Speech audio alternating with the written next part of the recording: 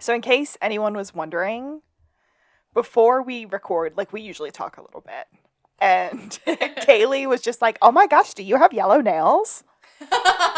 Yeah, that was my Kaylee impression. And I do kind of, and no one can see them, but they're yellow, and they're golden sparkly, and there's a pineapple. Ooh! Because I'm playing pineapple hunts in real life. I can't stop finding them, Kaylee. Well, me neither. No, for real. But I found 2 this episode, so I'm excited. I also found 2 this episode. Okay, they're probably the same ones. So, the episode itself is like a solid, like, move along, a solid story. So, should we just get straight into it? Yeah, it was so dialogue heavy. I have so many notes. Mm-hmm. It's showtime.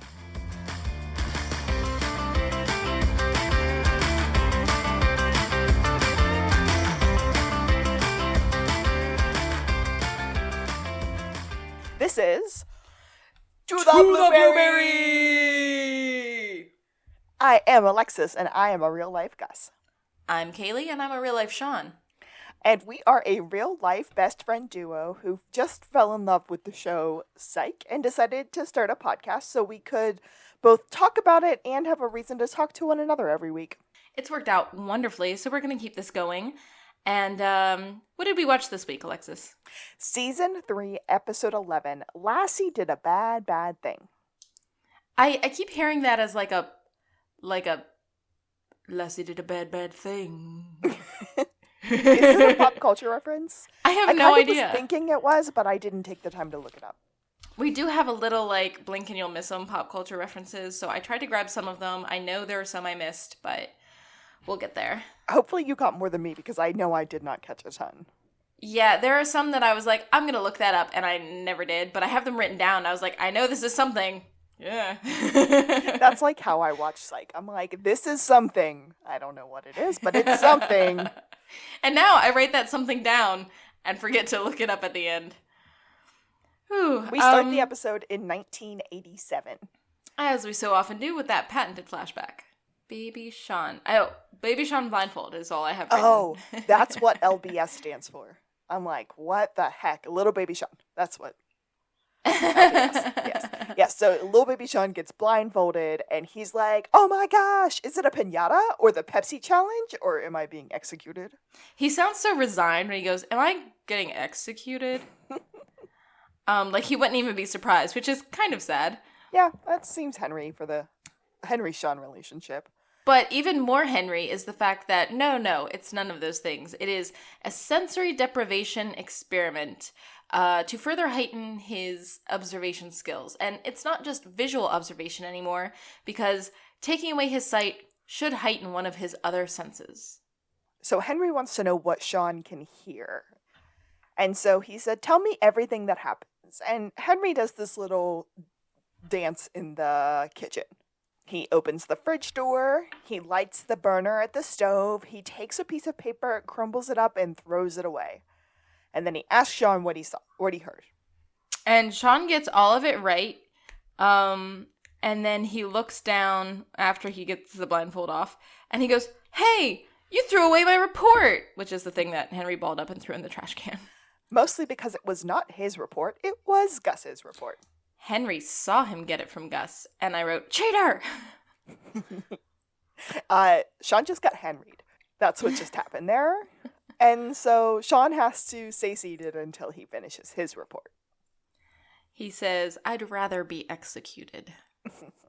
Now, real quick, have you ever, like, cheated? And I don't count pre-calc or calculus classes in high school because literally everyone were encouraged to cheat. Yeah, because she didn't teach, but right. That's neither here nor there. I'm sure I have, if I'm being honest, but nothing really pops to mind. Like, I'm just not really that person, but I'm sure that there were times when, like, I took advantage of a situation because it was there. Ooh. Again, I couldn't tell you when, I couldn't tell you where, but I bet you it happened. Oh, and I guess, like, I kind of cheated for other people in college. I had a friend who was taking physics at the same time I was, but he was taking like algebra-based physics, and I was taking calculus-based physics, and he needed to do all of his homework, and I did a lot of it for him. Oh, wow. Yeah. He was really cute. That's how he got away with that. No, Alexis. He's also from Canada, so meh. Ugh. So I feel like the Gus in this situation, because even in that class where we were encouraged to copy each other's, I did the homework thing a little bit, but I just hated that class so much I almost stopped trying completely. But I remember one time vividly I let someone cheat off of me during a test in 10th grade English. And was it me? No, you weren't in that class with me. Our good friend Jeff was in that class with me. I think Jordan was in that class with me, and Hayes was in that class with me. Him. And he cheated off me. Like, it was already happening, and I just sort of, like, moved out of the way a little bit more. Because I didn't care if it happened. I was like, you're going to get the best grade possible now. Yeah. This is my jam. Yeah, and I don't know. I think, like, I don't want to get on my high horse about the American education system, but I often think that we are taught to memorize so much stuff that's so unnecessary. Like, going back to that physics class, like, I was really good at physics, but I never had to memorize formulas because my physics teacher was like, if you do this in real life, you can look up formulas no matter what you do. And so we just had to know how to apply them appropriately. But this Canadian, like, he didn't have that privilege. They made him memorize the formulas, and I was like, bro, like, this is dumb. You're never gonna need to know how to calculate velocity. Like we live in the internet age. I can Google that crap. Yeah, no, totally. So, yeah. I appreciate that. That is a better way for a teacher to come at it. Like, give it to me practically, and I'm just gonna be more interested. I do better when I'm interested. I have a really hard time pushing myself when I no longer care, which is why I didn't go that far in math, even though I was always good at math. I was just like, It's all about teachers. Ooh, okay, that aside was super fun. But we're back in the present with the boys. Okay, in the present, it is raining, and I wrote, in Cali? That rain, for some reason, leads to a conversation about Fuzzy Wuzzy. The boys are entering the police department of Santa Barbara, and Sean is irate about the fact that Fuzzy Wuzzy wasn't even very fuzzy, was he? That's called irony, Sean. Exactly. That's what I'm talking about. Yeah, he hated it. He hated all of that. They told everyone that they were there to look for Gus's retainer that he left in interrogation. Because Jules is like, why? Like, clearly they're not asked to be there right now. Sean says it's both a social call and, yes, apparently Gus still has a retainer. I'm getting all kinds of high school throwback vibes from this episode. Listen, my husband and I both have retainers. We both wear them every night. And we have spectacular teeth. My husband and I both have mouth guards that we have to wear at night, which, I mean, similar principle. But okay, so what we find out actually happened, the storm knocked out their cable. Well, it wasn't actually the storm. It would have, but Sean just didn't pay the bill. Yeah, there's a whole aside about board games that it's unclear which ones they were willing or unwilling to play because Sean is lying so much right now. Maybe Cranium, but we're not sure. I don't know. But they're trying to get their last paycheck so that they can pay the cable bill. Yes. So Gus says, yeah, we're picking up the check from the last case. Sean makes a really funny pun. He says that this weather has seemed to have dampened his psychic abilities. But if he's not very much mistaken, something big, some kind of bigness is happening over by this door. It is big. Lassiter caught a really bad guy. He is the second in command at the Cinco Rayos, which is not a mariachi band. Oh, so the guy's name is Ernesto Ramos Chavez. He is the number 2 of the Cinco Reyes, which means 5 kings. There it is. They are a very dangerous gang. Oh yeah, terrible, terrible. And here's my thing. They move on very quickly from the fact that he is literally the number 2 man in this gang. Yeah, it's a big deal. So, okay, here's the thing. If he's number 2, he pretty much is the head of the snake. You know what I mean? Mm-hmm. And they're just, that gets very lost in this episode, in my opinion. And yeah, because they go for the big fish, even though like he is the big fish. That's my point. They're like, the gang as an entity. I'm like, yeah, okay. But you've just kind of crippled it a little. I mean, power in a vacuum and nature abhors a vacuum, whatever. But, you know, it's gonna make a difference. Mm-hmm. Enter Lassiter, and he has Chavez on his arm in handcuffs, and there's this like super cool music playing. Oh, it's like and like electric guitar and a slow-mo walk, and right before they walk in, Buzz goes, "He's here," and all I think is, "Oh, yes, Buzz, yes you are. Hello." The guy Chavez is like walking in, and he's got his like angry bad guy face on, and he just looks at Buzz and glares at Buzz. But Buzz is just in awe of Lassiter as Lassiter comes in. And Sean sees all of this, so pin in that this comes back. Sean goes, "Whoa, this is better than Cable." And Gus is like, "I don't know. Ultimately, he's just another bad guy." The power flicks, the lights go out, the lights come back on, and Lassiter goes, "Book him." And everyone just smiles and claps and is so happy about it. Yeah, so they take the guy downstairs, and then Lassiter is in like the bullpen holding court, telling the whole tale, and Sean keeps interrupting. And I can't read my writing. At one point, Gus actually stops the whole thing and is like, can you help us with our check? And Buzz goes, "Do you mind? This man is telling his story." Oh, I wrote Funyun chat. That's why I can't read it, because Funyun's a weird word. Lassiter found this guy at a quick stop. And it matters which one they found him at, because the Princeton one doesn't stock Funyuns.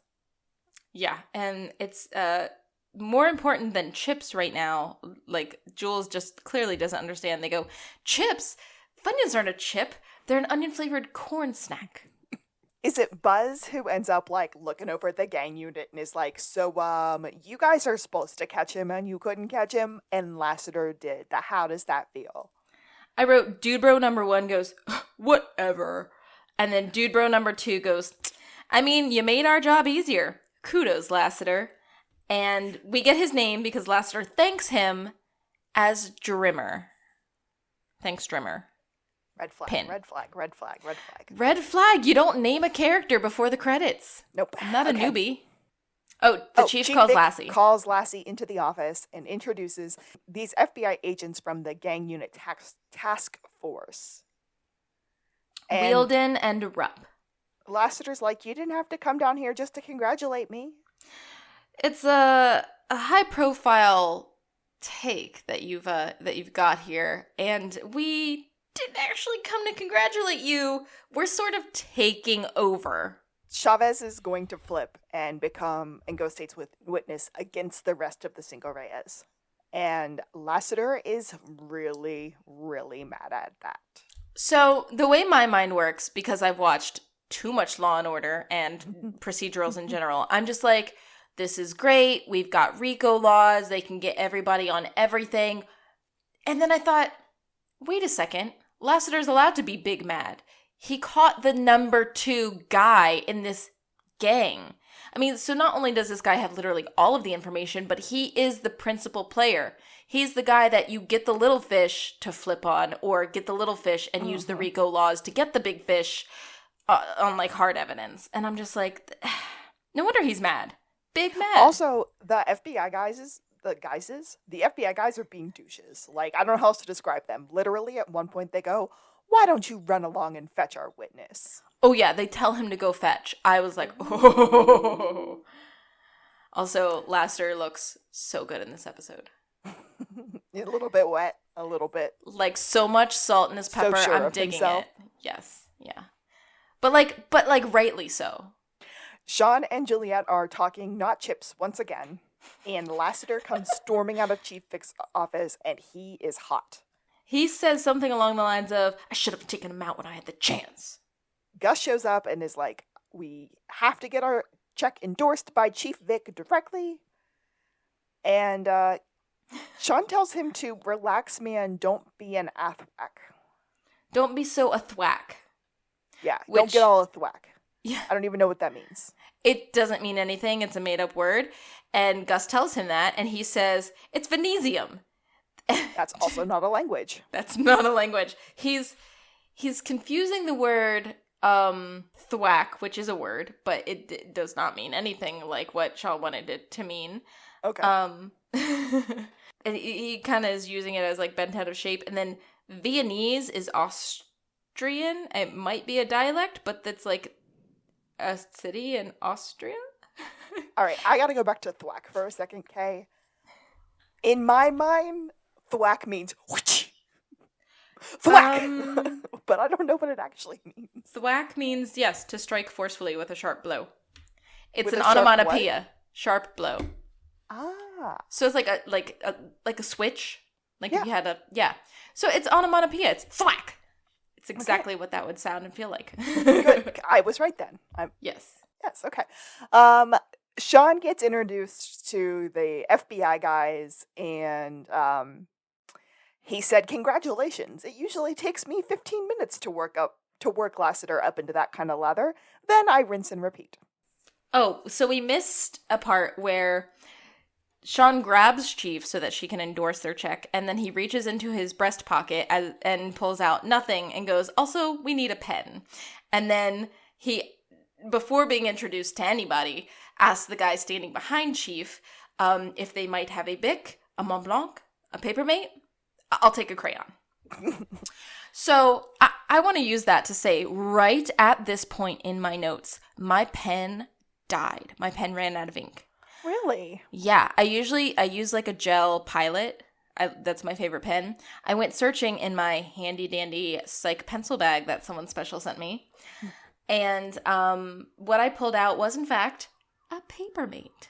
Oh. So that's what I used for the rest of my notes. And I thought that Very was really nice. funny that happened at this exact point. Like you can see where my notes go from black to blue. Right there. But at this point, Chief does introduce the FBI agents to her psychic. After the intros, there's another blackout, and it's a complete blackout this time, and we hear a gunshot. When the lights come back up, Chief Vic is like, Lassiter, and starts running after where the gunshots came from, which sounded like maybe the basement, where the holding cells are. Yeah. So then we get down there, and Lassie is standing with his gun over a dead Chavez. He's been shot in the back. Yeah, credits. Chavez is dead. Sean, however, notices immediately that Lassie's finger was not on the trigger of his gun. And Chief orders the coroner and forensics to get down here right away. And Lassiter is like, they're getting away. And Chief's like, no, we're going to make time. You're going to explain what happened here because this looks bad. He said that when the lights went out, somebody took his gun in a shuffle. And then when the lights had come back on, Lassiter got his gun but found that Chavez was already dead.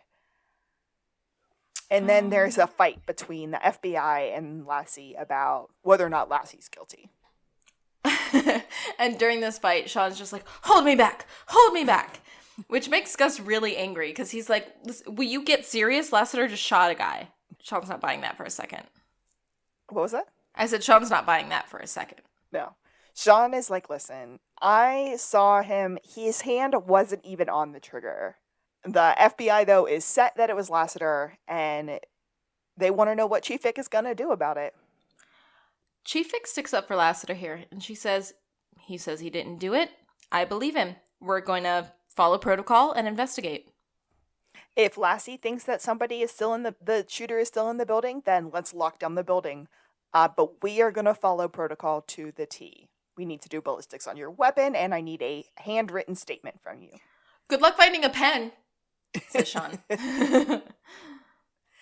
Everyone kind of leaves, and Sean is trying to stay around a little bit and then starts to meander his way into the holding cell area and gets stopped and says, "Oh, I was looking for the bathroom." It's always a bathroom excuse with him, like always. But I wrote that the person who stopped him was the forensics hottie. We never get her name, so she can remain the forensics hottie. I like that. I called her a crime tech, so I appreciate yours better. Oh, okay. They do a full search of the Santa Barbara Police Department. Like, up in the ducks, everyone's questioned about where they were, and they all have alibis, apparently. And according to Buzz, nobody has entered or exited the building since the gunshot. So now it's time for the FBI to talk to Lassiter. No, not the FBI. Now it's time for somebody to talk to Lassiter. His name is Ocampo. He's IA, Internal Affairs. And Lassiter's big mad to see him. Because how can I be a suspect? You're wasting precious time. Like, this is ridiculous. Forensics Hottie is in the room. She needs to get a swab of Lassiter's hands for GSR. There's some discussion from Ocampo about his divorce and the amount of overtime he's been putting in and his higher than normal discharge rate of his weapon. And then somebody overheard you saying you wanted to kill him. Okay, who is the narc? What in the heck? Yeah, do you think Juliette, or I don't know that Juliette or Sean would have said that. No, I don't know who would have said it, but he was in the corridor and the bullpen was right there. Like, I don't know. But Sean breaks into the room, apparently, and he's like, "Chief, the spirit world is abuzz, and I'm getting all these vibes that demand, like, insist that Lassiter did not do this. You've got the wrong guy." Chief is like, "I need to talk to you outside." She's getting ready to take them out, and she's like, "Listen, guys, I need hard evidence before I can go in there with your woo-woo stuff." Yeah, she goes, I can't do visions, I can't do vibrations. And then Sean goes, whoa, those are but 2 arrows in my psychic quiver. And then he so nicely asks her to sign his check. Oh, it's a hard no, but without words. But we get it. It's a hard no. To which they respond, "Well, we're a little bit brokish." She still walks away. We're in the psych office the next day, and Gus doesn't get how Sean can be so convinced of Lassiter's innocence. "I decided to be, therefore I am." Socrates said that. No, that was Descartes. That was the cologne we wore in high school. That was Descartes Noir. No, that's a wine. That's Pinot Noir. And this is a perfect opportunity for, and I've heard it both ways, and it did not happen. Exactly what I wrote down. Well, we get interrupted as soon as this is said, the wine part, by Chief, sort of knocking and letting herself in. "Welcome to my fortress of solitude." That is a Superman reference. Coffee? Sean takes Gus's coffee out of his hands. She doesn't need any more caffeine. She's been going through this all night, right? And there is no evidence of any other shooter, and somehow they got in a hold of his psyche valve. Sean's like, we should not be worried about that. That's some kind of dribbly nonsense made up by some crackpot who probably has a fake Swedish accent. "It was the one done by your mother." Sweet baby Jay. Chief Vic needs proof that he's innocent because they're going to check his place, and unless they have something tangible, there's no way that she can stop this train. I think you can. Let's go. I'll divine something on the way. A little Engine We Could reference there too. I mean, I'm telling you, it just like they sneak them in. We do learn some weird stuff about Lassiter when we get to his house. Yeah. So, first of all, they're staring at the wanted board he has made upon his wall. I called it a perp wall. Oh, okay. It's like Lassiter's Most Wanted or something. Yep. In comes Buzz, and bad news, guys. The lab results came in, and he did test positive for GSR. It's Lassiter. Of course he tested positive at the GSR. He practically lives at the shooting range. Also, the ballistics were a perfect match for Lassiter's gun. But we know he lost his gun in the scuffle. Yeah. Everything can kind of be described, but it's also a whole lot of evidence. A lot of circumstantial evidence. Is GSR circumstantial? I mean, it's not DNA. Okay. Enter, Lassie's on his way in, and he is carrying a bag of groceries. And in that bag of groceries, there's 2 pineapples? No, he's carrying 2 bags of groceries. Oh, okay. There is a pineapple, though, in one of the bags. I have a weird random fact. Do it. In the bag where we see the top of the pineapple, it's clearly the top of a pineapple, okay, people? It's not hard. Right in front of that is this weird little, like, pepper plant. Now, that plant is a decorative pepper plant. I only know this because my life partner has bought multiple decorative pepper plants. They are not edible. They would not be in his grocery bag. Oh. Yeah, they're, like, for display. I mean, I guess he could be putting it on his, like, countertop or table as, like a plant, Trying to spruce up the purple. I just don't see it for Lassiter. Also, he's got a box of post-honey bunches of oats. This comes back later. Does it? At Henry's. Yeah. I didn't notice that. Okay. We're learning a lot. He's also got broccoli in one of those bags. I'm just like, all right, Lassiter, I see you. Chief Vic stops him. He's like, dude, you cannot go in. You are the main suspect of this murder, and I am putting you on suspension. I'll take your badge. She hates this.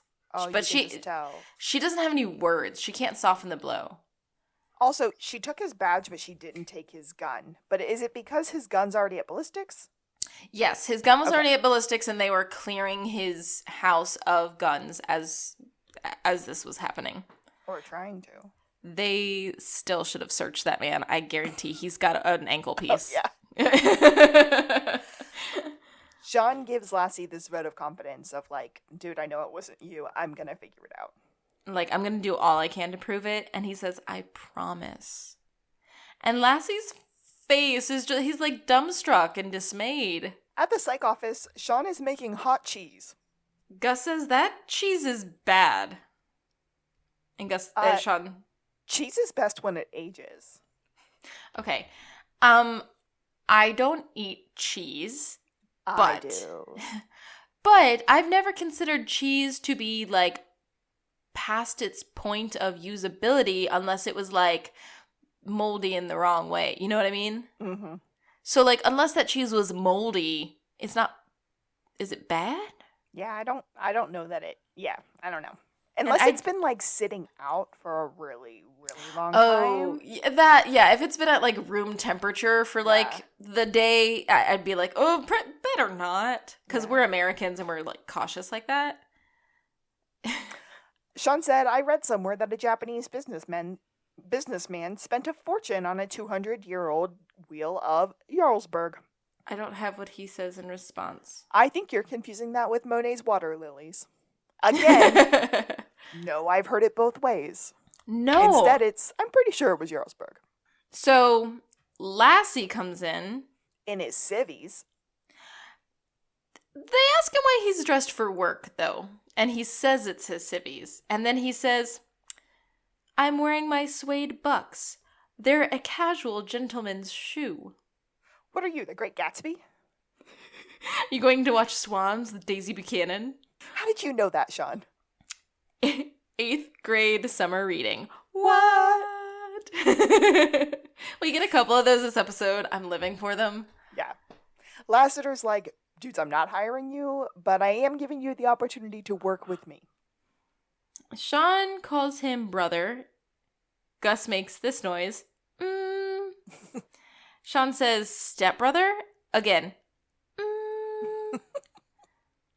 I don't know, weird kid from down the street who only eats mayonnaise on saltines? Okay, we'll go with that. Gus is like, okay, we need to ask some standard questions before we start. Question 1. Did you kill that guy? Dude, this keeps happening. And I'm just going to say, why you got so little faith, Guster? Who hurt you? Oh, probably Sean. Never mind. Lassiter says, guys, listen. I've only got like a 24-hour window before my prospects of like clearing my name go way, way down. Like almost non-existent. What's your process? Our process? It usually starts with a holla and ends with a creamsicle. And if there's time in between, Thundercats. Ho! Lassiter thinks he's dead meat at this point. Yep. As much. So we're at the SBPD next. And Okampa is like, hey, listen, I can only hold off giving this report to the DA for so long. He says he's being hounded by the DA. Was it at dinner last night? Over drinks, says the chief. Little tiny Chief Vic, like, burn there. Little burn, but it was good.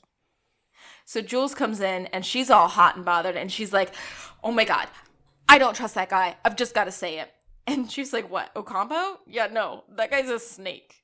But in the meantime, I need to get you a new partner. What? Are you kidding me? Enter Drummer. Yeah. Drummer?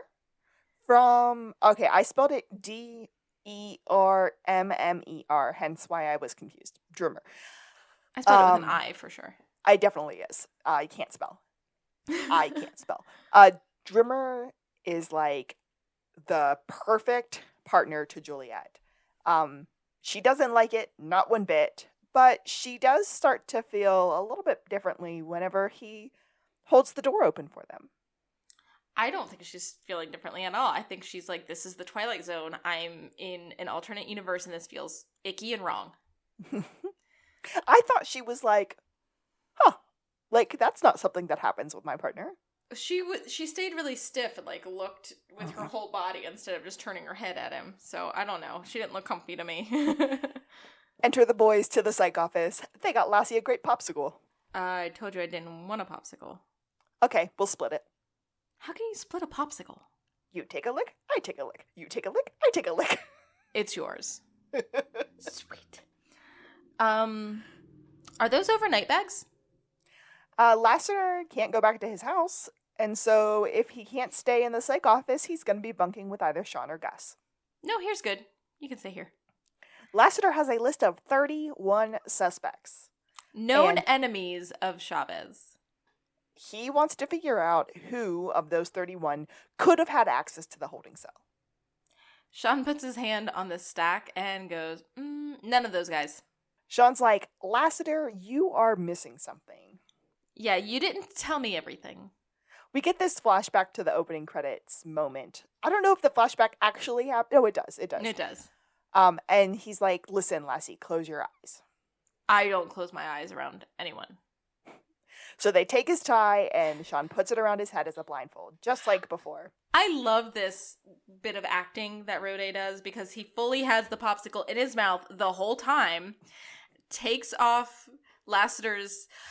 This is the rise to a new theory of mine, and I don't want it to replace the Sean is actually psychic theory, but it's the Sean might actually be hot for Lassiter theory. I only think this is a theory because I think I'm hot for Lassiter. That's fair. But, yeah, so he takes off Lassiter's tie and blindfolds him with it. I'm sorry, the sexual tension here. I can't. So, I don't think that Sean is hot for Lassie, but I do think that Sean is attracted to strong individuals. I.e. Gus, i.e. Henry, i.e. Juliette, i.e. Chief Vic, i.e. Lassiter. And I also think that there is a very uncomfortable level of respect between them, where neither of them, uncomfortable level of respect, neither of them really respect one another, but they both secretly do. Oh, and so yeah. That comes out as like this weird, like, I don't know. I I don't think Sean hides his respect well enough. Like, he just like, I don't know. He gets so tender towards Lassiter so many times. I'm just like, I don't know. It's the tenderness for me. In a while, okay, I'll say by the end of, no, by the time Sean and Juliette start getting together, Lassie starts reciprocating that tenderness. And by the end of the series and by the movies, it's so there. Like, their friendship level has gone to a different level. Yeah, and while I guess it's the tension of like them fighting the bromance that makes it feel more like romance. We could go with that. It's just like it's the will they, won't they. It's killing me. They ask Lassie, hey, what did you hear? You told me everything you saw while you were down there. Tell me what you heard when that blackout happened. So Lassiter goes, well, I heard the shot. And Sean says, what else was there? And he goes, some little faint squeak. Sean's like, perfect. Now I just need to figure out what that was. Lassiter says, we gotta get over there. Gus says, whoa. That sounds like the horchata guy. What? Goes running out the door. Lassiter's just kind of like, dude. And Sean goes, don't mind him. He's clearly out of his mind. That was the froyo guy. Okay, I gotta pause here for a moment. There's a horchata guy? That's what I'm saying. I have to go to the Mexican restaurant to get a horchata. I don't know that I can get horchata here. That's so sad. Yeah. I don't know that I've ever seen it on a recipe or on a menu here. Oh, it's so good. Oh my gosh. On nights when everyone's getting margaritas and having a grand old time, and you know how my stomach is and I can't drink. It's horchata. And that's not even like a sacrifice. I'm like so excited for the horchata. Yeah. Oh, I want one now. We're in the Blueberry outside of the SBPD. No headrests! Because Lassiter is in the back seat. And they tell him he has to stay there. And while he's stuck in the car, he looks over to another car and sees that there's a dog in one of the other back seats. I wrote eye contact with the canine. It's one of those, oh, I'm like that dog moments. So inside the SBPD, the boys are like, Jules, great to see you. We were hoping you could give us a tour of the holding cells. She's busy. She's got another case. Oh, come on. Where's your compassion? This is Lassiter we're talking about. I am more upset about this than you could ever be. And I'm doing everything I can. A full how dare you at that. Oh, Sean, you numbskull. There's a what would you do if this happened to Gus? And then we get a whole lot of reasons why Sean loves Gus. Besides, Chief Vic is on it. And she goes, yeah, everyone has been re-interviewed, even the guy who was passed out in the holding cells at the time. His name is Kenneth Loggins. Wait, the composer of House at Pooh Corner? Not that Kenny Loggins. He is a petty thief and a drunk. And he said he didn't see or hear anything. He was passed out the whole time. At some point, we get a mention of her new partner? Yes, she has to go help Drimmer. Drimmer? From upstairs? I paused here and I was like, upstairs? The only stairs in this building go down. Right, and the gang unit happens to be upstairs on this single level building. I'm confusion. Yeah, okay. She leaves and Sean said, it looks like stealth mode for us, partner. Hit the jackal switch. Sean's just like mad and finally he goes, My captions for Gus's little head bobble and like air whoosh just said blowing air. Yeah, that's what mine said. Blows air, yeah. Outside, Lassiter is still in the car and he sees that Juliette now has a new partner and he's letting her drive. She literally goes, "Do you know where we're going?" Trimmer stops and goes, "Not a clue," and tosses her the keys. Lassiter's like, I'm out of it. I'm done. I'm getting out of this stupid blueberry. And he doesn't actually call it a blueberry, but he's child locked in the backseat. So he has to roll down the window and then let himself out from the outside. And he wants to, like, rush after Juliette's car. Why? I don't know. It's illogical, but that's his partner. And then, so he misses his chance, and then he just sort of, like, walks glumly off with a sad face. The boys are in holding, and there's a guy down there who's going to yell and tell somebody that they're there if they don't give him what he wants, which is a friendly ear. He didn't actually say he didn't want it detached, though. The boys have a whisper fighting, and then finally Gus decides that he will listen, and Sean goes and checks the holding cell. Or, I'm sorry, Sean goes and checks the electrical box. Yeah, there was something weird about one of the fluorescent lights remaining out yesterday, and he flicks some breakers and it comes back on. I don't really know what that was about. I think he was proving that the power had gone out on purpose. Oh, gotcha. And then he goes into the holding cell, he kicks the toilet, and then he notices that the bed is squeaking. He lifts up the mattress, and he sees a ripped shirt. Yeah, it's like a bit of flannel. And then he, like, flashes back the night before, and he sort of visualizes this guy in flannel hiding under that cot. And then he goes back and calls to Gus so that they can leave. Gus says, "Do you realize that guy was a life coach before he stabbed someone?" Who would hire that guy as a life coach? The guy he stabbed. So Sean fills Gus in that Loggins wasn't passed out. He's just a scared witness. And they're going to check his regular haunt, Tom Blair's pub. Question. Okay. Is Tom Blair's pub not the pub where Lassie got drunk in season 1? With the gin and tonics for Sean and whatever whiskey Lassiter was drinking that had limes on the table. Do you remember this? I do. I think it was.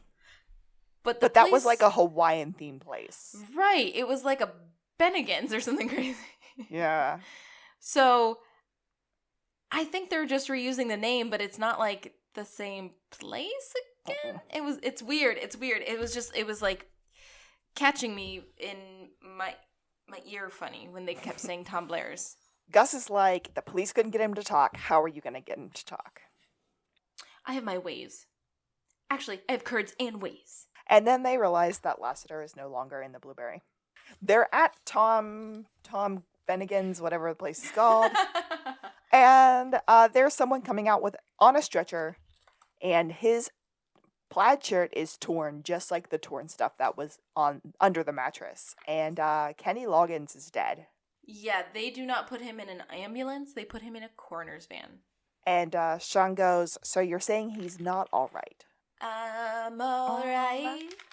Yeah, there are so many Kenny Loggins song references in this. Yeah. Oh my gosh. All right, we are back outside the office, the psych office, and Lassiter went on a walk, and he's in more civvy sort of clothes now, which is actually one of Sean's shirts because he spilled tapioca on his. And it was Gus's tapioca. His mom made that with the sting of cinnamon on top. Lassiter is in a bad place.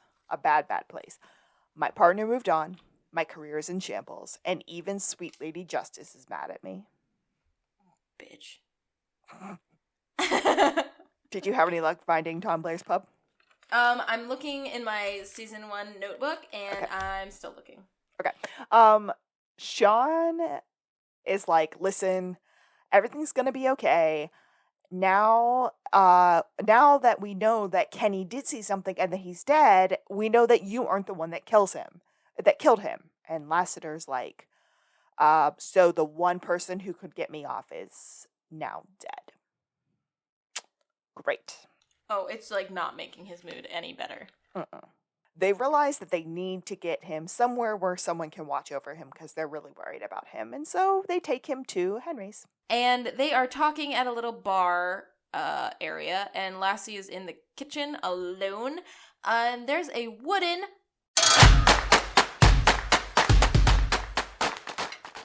pineapple on the bar. Henry does not want him camped out in his house. Gus goes, for the record, I'm only 75% sure that he didn't do it. Oh, ye of little faith, Guster. Henry agrees to help him eventually for just one day. And then he's like, and then isn't this time when you ask me for advice? So here's the deal. The way this had to happen, I feel like it was like an inside job. Don't you dare start saying that stuff without real proof. It's like, you can't throw that accusation around. And Sean is like, use your head. Think about this the way it went down. Like, this is the only thing that makes sense. And then Henry was, he mentioned something about Kenny Loggins dying. And Henry goes, Kenny Loggins? What are you going to tell me next? That Jim Messina is locked up? Was in there with him? Yeah. And I didn't look up Jim Messina. I did. Kenny Loggins and Jim Messina were a duet called Loggins and Messina before Kenny Loggins went solo. Henry's like, don't you dare go down there and put yourselves at risk. You need to stay safe. And Sean's like, of course, we will do that. And Sean straight up lies to his face. And they look back into the kitchen where Lassie is just eating cereal straight out of the cereal box. And that is Honey Bunches of Oats, just like he bought before. Yes, yeah, I know that box so well. That's when Henry goes, what, were you raised by wolves? Lassie looks so taken aback. At the SBPD, at night, and the boys are having a sneaky moment. And they're like, we gotta look for something that connects Kay to someone at the department. Who's Kay? Kenny Loggins. Kenny to somebody at the department. And when they're looking, they notice that he has no electronic arrest records on file. But Juliette had said that the guy was a thief and a drunk and an all-around repeat offender. And so Sean's like, I found the hard logs. Let me check here. And pages 30 through 31 are missing. Gus sees someone and is like, hey, dude, we gotta go. We gotta figure out what's going on. And Sean looks down and he has ink all over his hand from all the fingerprints in the hard records. Man, I'm all smudgy. And then they have an act natural moment. Yeah, they sneak out all smooth and then they're accosted by Juliette. Sean is having a psychic spasm. And he said, all of the records are gone. The pages have been stolen. And then he does a flash dance move, which was supposed to be a Footloose reference. Yeah, he was like, when the lady dancer who welds just gets splashed by water, and they go, that was Flashdance. Juliette's like, you know what? Stuff is missing, and I saw Ocampo in here shredding papers. But the shredder is empty. Yeah, the shredder's been emptied, so she's like, I think the janitor's still here. So they go down the hall, and then they look in as he walks away. Like, they sneak and they look in, like, his bin, and they find the shredded stuff, and they're like, oh, no. And Gus is like, come on, let's get puzzling. I don't joke around about meticulously assembling shredded documents, Gus. In comes Trimmer. Hey, I'm all done with the paperwork for both of us. I'm gonna head home, okay? And he calls Juliette partner. And the boys are gobsmacked. That's cold, Juliette. He thinks he's my partner. He's not really my partner. Juliette is like, I am focused on Lassiter, but all the boys can focus on is the fact that Drimmer had brought cupcakes earlier today and where those cupcakes might be. Yeah, she walks away and they're still looking around going, they're not on her desk. So, little aside here, from season 1, episode 10, From the Earth to Starbucks, it was 20 charmed years later, they're at Tom Blair's pub, and we even Googled that, and the only thing we could find about Tom Blair was some San Diego columnist. Oh. Yeah, so it was Tom Blair's pub. We get another, recurring location. All right. I do want to say, I'm definitely not getting there this year, but there is a Santa Barbara, I want to say it's like a history it's like a wine country run event. Ooh. I'm trying to get into racing again. And it's in Santa Barbara. It's actually in Solvang, like Santa's Christmas village. And I was thinking some year it might be fun for us to just like take a random weekend and go to California and be like, we're in Santa Barbara, even though the show actually wasn't filmed here. I would like to do that, but let's do that with Vancouver. I would rather do that with Vancouver. I might get a preview of Vancouver this fall, and I will report back on how wonderful it is to get there and how beauteous it is, because that sounds legit. Anyway, Gus is assembling all the shreds, and Henry comes in, and he is so mad at Lassiter. And then he sees all the shreds, and he knows. Oh, yes. He's like, you promised me you wouldn't go to the SBPD. They had to go. They had to help Lassiter. You can stay and help us put the shreds together, or you can go back home to Lassie. Yeah, I'm losing it. I can't take it anymore. I'm not going back there. He sits down. He starts putting things together, and he starts to complain more about Lassiter by saying he eats everything and keeps recording reruns of Cops. But you love Cops. Not 24 times a day. Gus compliments him on how good he is at assembling the pieces of the paper, and he says, I come from a long line of puzzlers. Well, what about Sean? It skips a generation. Because Sean heard the peanut guy. So we had the froyo guy, the horchata guy, and the peanut guy. I mean, it pays to be close to the pier, I guess. Yeah. Sean is outside getting his peanuts, which will kill me. And in comes Drimmer, and he was on a run, and he runs into Sean. Yeah, he's a little bit sweaty. He's wearing, like, literal sweats. Mm-hmm. He asks Sean what's going on with him and Juliette. Yeah, she sure talks about him a lot.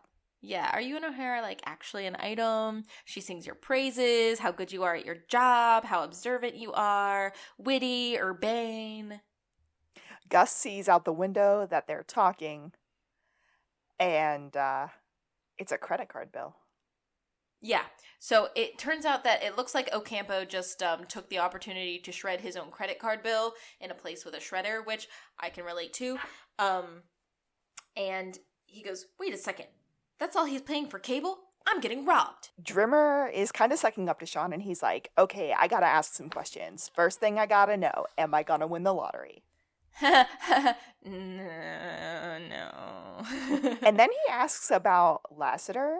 Like, are you getting any, like, tingles? Are you getting any vibes? Like, any clear points on the yes or the no with the whole Lassiter shooting the guy? And Sean sees that he also has ink on his hands. Finger smudges.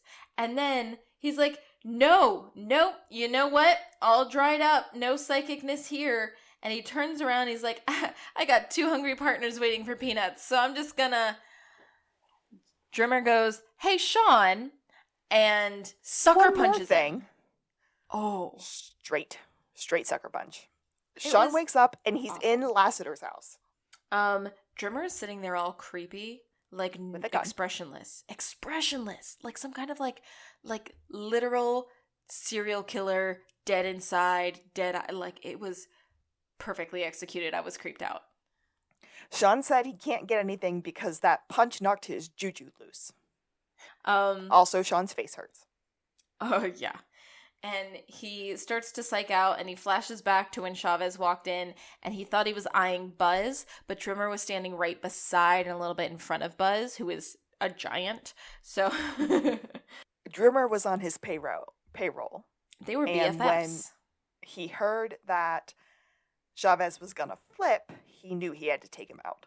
Yeah, so he needed that witness to his dirty copness dead. Before he could get taken down. And poor Kenny just caught in the crossfire. You could even say the danger zone. He's like, are you just going to kill me or what? But Drimmer's not going to kill him. And then we immediately cut to Lassiter, who gets a text from Sean. Lassie is at Henry still, and the text from Sean reads, I've got a break in the case. Meet me at your house. Next scene we get is Gus and Henry, and they are at the SBPD looking for Sean. Gus is kind of losing it. Henry's being all technical and is like, listen, he's not technically missing. He says he hasn't been gone for 24 hours. I'm sorry. If an adult human goes MIA when they're not supposed to go MIA and they wouldn't under their own volition go MIA, you're allowed to declare them missing before an hour is up. Like, that is such a stupid rule. And as we've established in previous rants of mine from other seasons, it varies from place to place. It makes no logical sense. They need to change all the laws. Gus said that he was last seen with the cupcake guy. Drimmer? He told me he was going to Santa Paula to see his mom. Lassiter walks into Lassiter's house and is very angry at Sean. Yeah, but Drimmer is standing, like, behind the door all hidey, and Lassiter just comes in full tilt, like, get your feet off my table. How'd you get into my place? Sean said, I can't believe you thought that text was actually from me. It lacked all nuance, my signature mocking tone, and was utterly devoid of emoticons. And then we get the confrontation with stupid Drimmer and his dead-eye face. And Lassiter's like, Drimmer, why? I just became Kojak? Oh, no. Sean goes, he was working on the Cinco Reyes payroll. You got Chavez, which meant business hours were over, sweetheart. I just became Kojak. Lassiter starts insulting Drimmer, and Drimmer's like, I know what this is, it's not gonna work. And then he plops something down on the coffee table, and they're like, what is that supposed to be? He goes, your suicide note. Sean tells him that it's divined. I have no idea. I just wrote Sean sasses Drimmer and gets pistol whipped. Yep, okay. The note actually says that the boys were, well, not the boys, but Sean and Lassie were former lovers. And that's why when Sean confronted Lassiter about the fact that his psychic powers told him that Lassiter did kill Chavez and Lassiter had to kill him to silence him, he was racked with guilt because of their loveriness. Sean starts to scream, wait, don't shoot me. It's something in the wild. It's something in the way you look tonight. A deep blue something.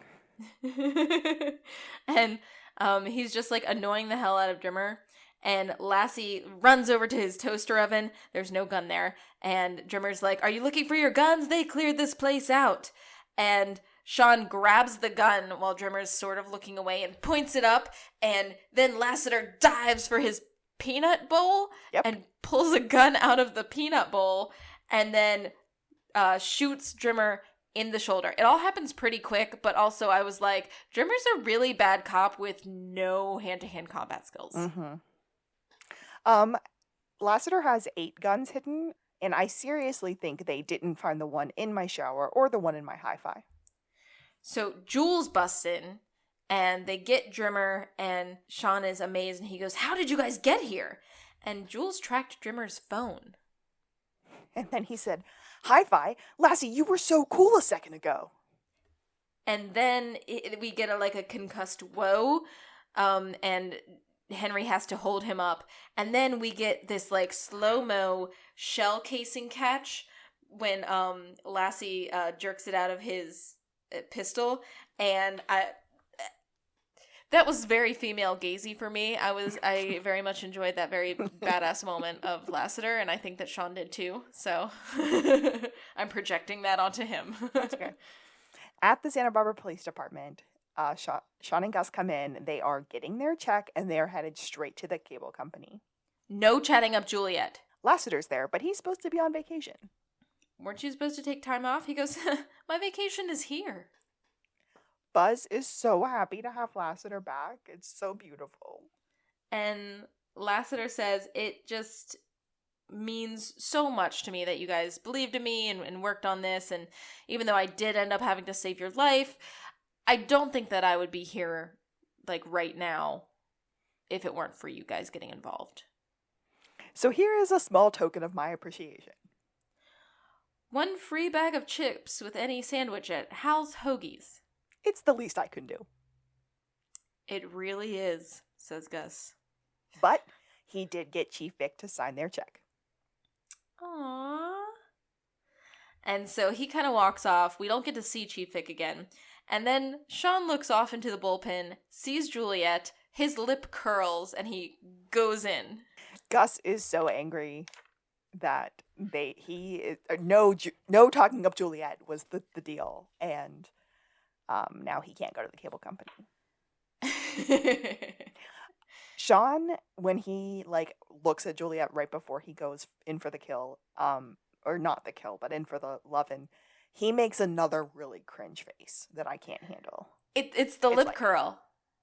It's I wrote down the Pepe Le Pew. Yeah. Cringe face, that's what it is. It's so good. That's the end of our episode. That was the last scene. I thought it was brilliant. So Drimmer is our guest star, but I didn't do any. I didn't recognize him, so I don't know who he is, if he is anybody.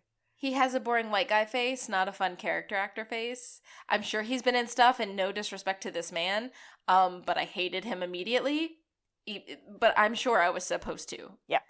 I will say that I feel like I haven't seen this episode as many times as I thought I had. I knew who did it, but I didn't remember all the beats, and I was like, huh. I mean, this show really does have a pretty standard kind of protocol for identifying the bad guy, and it's if somebody gets named who isn't supposed, who doesn't have a reason to be there, that's the murderer. So when earlier in the episode when you and I were like red flag, yeah, they named his character immediately. I was before the murderer. Opening credits. Yeah, he was a new character who got a name and wasn't a blast from the past. So, I want to say we didn't get enough Henry, but we did get some Buzz and some Chief and some Henry in this one, so it was pretty good. And 2 pineapples. 2 pineapples. Not I've heard it both ways, but a lot of what? Mm-hmm. A lot of great food references, and oof. Yeah, I like overall it. Good episode. Yeah, it's by no means my favorite, but it's also not one that I don't want to watch again. I don't know if there are any episodes that I don't want to watch again, but this one I would be happy to watch again. Yeah, same. I also like that we had he was the crime scene photographer in a past season who was a bad guy, but I do like seeing that the authority figures that we know and that cops in particular are capable of being the bad guy. I feel like that gives the show enough credibility, even though it's a bonkers show. Yeah, there's almost a statement being made there before it was necessary to make a statement. Yeah, it was the cops can be the good guys. Also, these people who are in no way cops can be the good guys, and cops can be the bad guys. It's all possible because we're all human, and this is a literal cartoon. So let's unmask the Scooby-Doo villain and have a ball. Yeah, it's good. I like this. I like this story for sure. I like the Juliette moment at the end, but we are coming up on the end of our season for sure. Oh my gosh, so soon. Oh my gosh. We shall see. Some fun stuff happens. But a few more episodes and we'll get there. I think that we will probably take a little break after season 3.